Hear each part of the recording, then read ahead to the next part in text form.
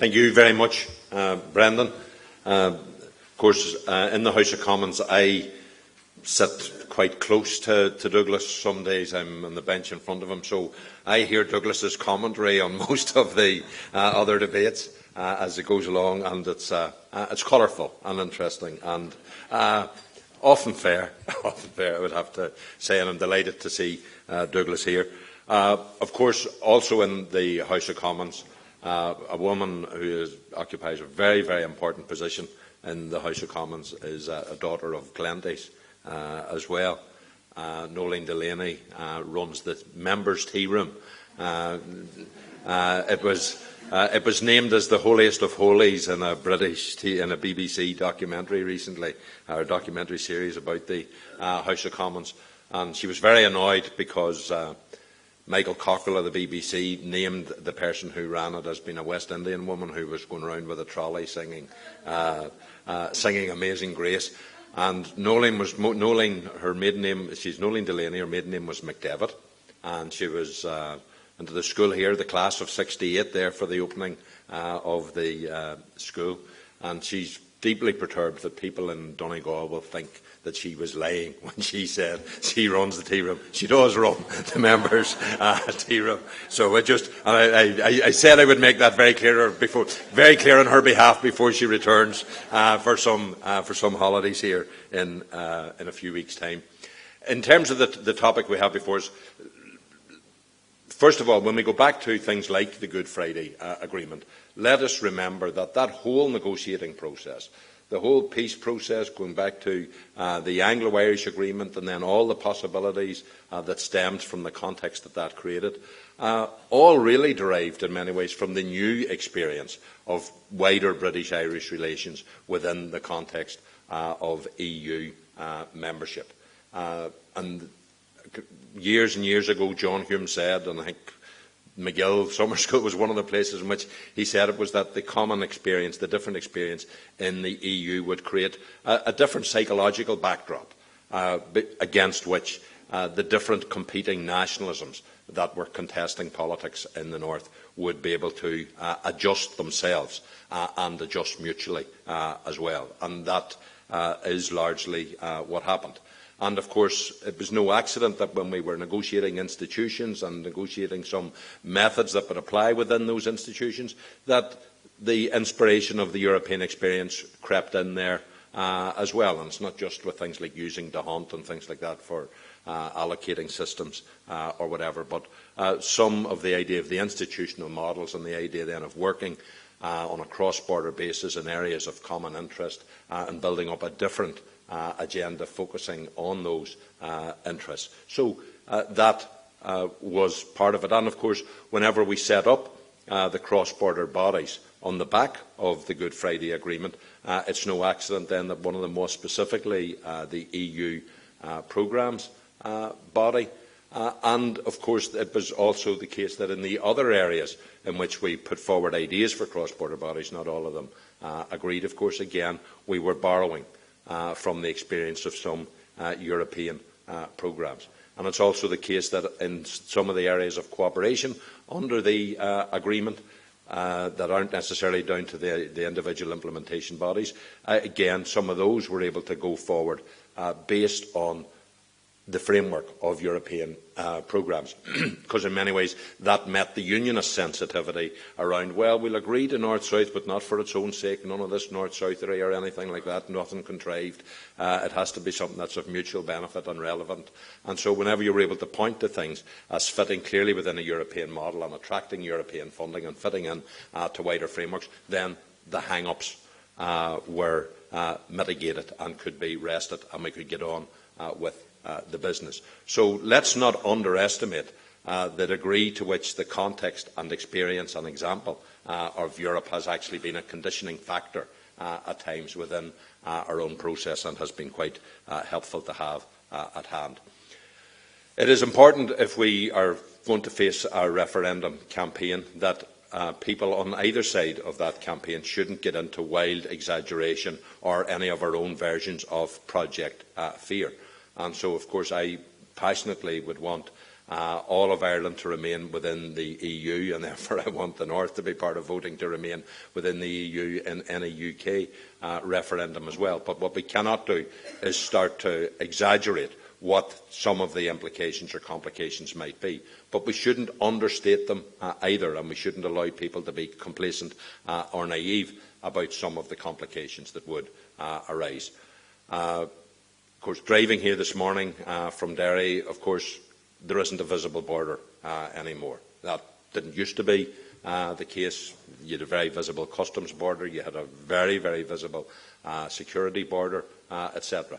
We don't have any of that, and that's to the good for economic and social life in this wider cross-border region. It doesn't mean we don't have borderism in many ways, and in my constituency office recently I had people from the wedding car business in Derry who are essentially being told they're not allowed to turn up at wedding fairs in Donegal because of particular ways in which things are done and the crazy rules that are being implemented and administered there or whatever. So borderism is still there, and it can work both ways, and people were looking for it to work both ways if this is happening. So I'm not pretending that the border isn't there in aspects of economic and administrative life. But part of the purpose of what we committed ourselves to in the agreement was making sure that we would work to enhance cross-border mobility and practicality as much as possible. And of course, many people are cross-border livers and workers every day of the week. The fact is, if we did have an exit of the UK from the EU, those remaining problems of borderism that are there would start to increase. They would be more difficult to deal with and address and ameliorate. And we wouldn't have the same currency of accommodation and cooperation that can apply within some of the North-South arrangements as we do have as well. And of course, those North-South arrangements aren't purely North-South when we consider that some of what we're doing on Interreg involves Scotland as well as regions on both sides of the border here. It's important to remember that sometimes some of the best working examples we have of people working in partnership here politically even stemmed from before the agreement, when it was again people from different political parties on both sides of the border working through the peace programme and building up those partnership experiences that help to condition them forward. And of course we have the cross-border council groups working very well in actually delivering and channelling EU funding and helping to invite good bids and pick good projects and champion good causes and good ideas there, and they're best placed to do so. That whole positive experience of councils on either side of the border working together in their cross-border council groups on a complete cross-party basis, where unionists are very, very comfortable and not at all self-conscious about getting in very much on the ground floor of positive cross-border activity, that would have no ambit. That would all be lost if we found ourselves then in the north outside of the EU. The point has already been made, it was touched on earlier in terms of agriculture. Of course, there would be serious implications for agriculture in the north if it found itself essentially outside of the EU and the CAP frameworks, etc. I know some people are saying, well, and I've heard some unionist politicians say, well, we could go out of the EU and then all the money saved in the European budget could be given to the Northern Ireland farmers instead of the CAP payments. Well, I don't think it's quite going to work like that or in those terms, and just the difficulties and the strains that are going to be caused would have its own difficulties, and also in terms of our agri-food business, not just purely on the farming end of things. Agri-food business would of course be hit in terms of its markets, but it's not only those businesses. As the MP for Derry, I have found myself, yes, confronted with some of the nonsense of European regulation as it affects businesses. And you say, how do people in Brussels come up with these things? How could committees do these things? And so you find yourself, yes, on behalf of businesses in your locality trying to challenge that. But you also know that it's the membership of the EU is what has brought some of those businesses to the locality. So when I'm dealing with a firm like Invista, which is the only lycra spinning plant in the whole of the EU, and they see a challenge because of pending European regulations that would mean that they will not win the internal investment in their company whenever that plant has to be renewed and for the next generation of lycra spinning. They would not win it because EU regulations would mean they would be in jeopardy. They couldn't guarantee to their company that they would be able to use all the processes that they would want to use. So that risks future investment. But they're also quite clear that it's the fact that they're inside the EU is what gives them the best chance of winning that future investment within their own company, so long as they're free of that regulatory difficulty. So there you have the issue summed up. You need to avoid the regulation, but at the same time you need to avoid exit from the EU as well. And that's the careful balance that we need to be bringing in to this debate, and that's where we need to be very clear about what the priorities and purposes are in the debate. And while we can be passionate about those, we shouldn't caricature the positions of others in any way. In terms of the campaign, potential campaign in the north, the book, of course, that the Institute has done has many brilliant essays and brings out a lot of the issues and the observations in this. If we take it that the campaign is about between the four moods, the fully ins, the half ins, the half outs and the fully outs, well then it's clear that in the north, as well as the UK more widely, the big contest is going to be about making sure that the half outs vote along with the half ins for those of us who are on the yes campaign, whereas those who are in the fully outs want to make sure that the half outs vote with them and try to create doubts with the half ins as well. So in terms of the party positions in the north, traditionally the only sort of fully ins would have been the SDLP and I suppose the Alliance Party. The rest tended to be fully outs.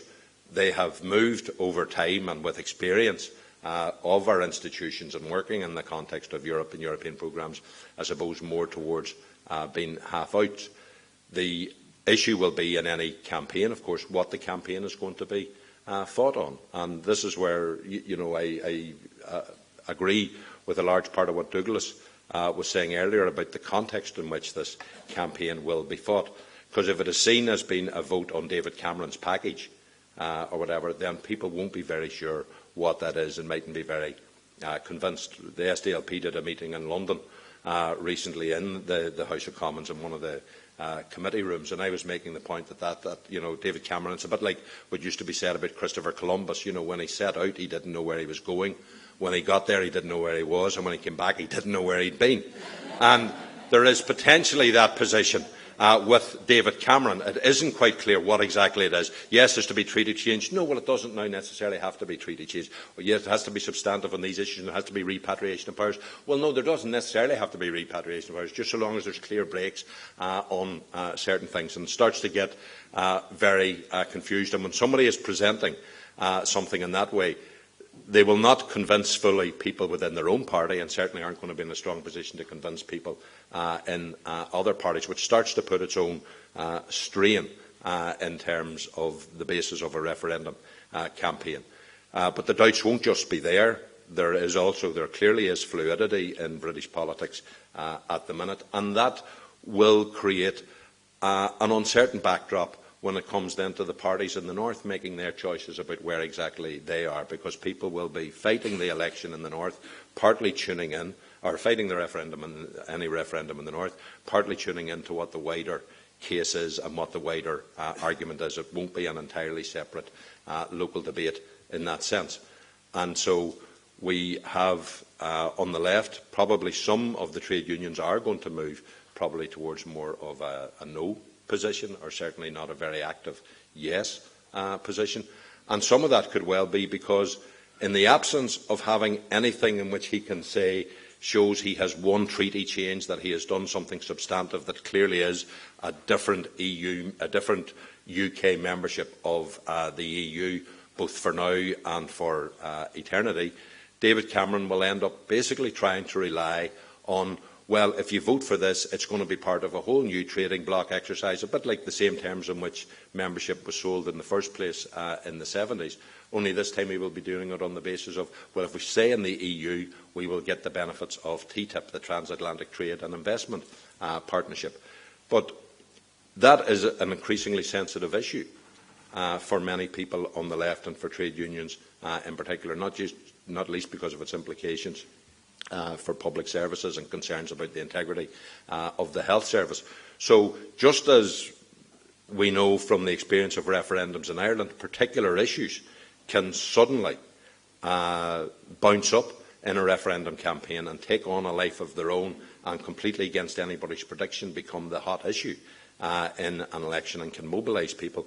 I think we could actually see something like TTIP ending up being a big complicating factor in terms of how people interpret this. And so when it comes to the British Labour Party's position and their ability to bring people with them, and we've seen this week even just the disarray that they have got themselves into with being unable, with abstaining on two key bits of legislation or whatever, and leaving it to the Scottish National Party to basically pose as the sole opposition essentially in Westminster. You can see that there will be difficulties there around the campaign. So I can see why Douglas is actually saying, well, 9% behind in the polls with all of the other things that are in play at the minute isn't a gaping margin, and that's why those of us who would want a yes outcome need to avoid any complacency, but also we need to make sure that in avoiding complacency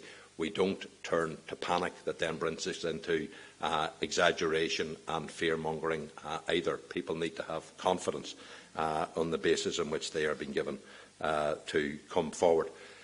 People won't take the scares, nor will they take plumose assurances from what they think are, the wise worthies. Because they will say a lot of these wise worthies that are saying, "Oh, we stay in the EU and it's good for us and it doesn't matter about the detail." These are the same people that told us that things were grand and then we got into a crash. These were the same people that told us that globalisation was okay and we had the right level of regulation of the banks and all the rest of it. That they knew that this was good, this was the way to go. So we need to recognise that there is going to be a serious credibility gap in this campaign for those of us who would be canvassing for a yes as well, and I am realistic about that, and we also have to be responsible and responsive. But we also need to remember that politics in the wider UK is going to be very different no matter what happens in this referendum. The very fact of a referendum being held on this issue is going to make things different. None of the main parties in Britain is going to be in a strong, united, solid position through the referendum campaign. That's going to add to the fluidity that is already there in politics. And we've seen with the Scottish referendum that just the fact of a referendum itself, the political churn that it can create change that feeds through elsewhere into electoral and political life as well, and that's what's going to happen there. So just as Scottish politics and indeed UK politics in general has changed, I mean, the House of Commons is very different now. The physics is the same, but the chemistry is completely different with the scale of the SNP, and that's not the end of the outworking of the Scottish referendum. Similarly, in any EU referendum in UK terms, if it's a yes vote win around change that wasn't very convincing or clear, that will not settle the issue.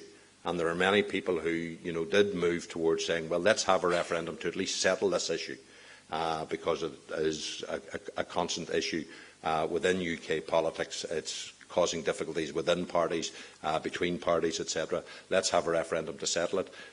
Few people now actually believe that the referendum is actually going to settle it in those terms. So that is a difficulty that we have as well. And so for the British-Irish relationship, we need to recognise that our relationship within and around EU and dealing with EU matters as well as other issues, that is going to be a constant moving factor.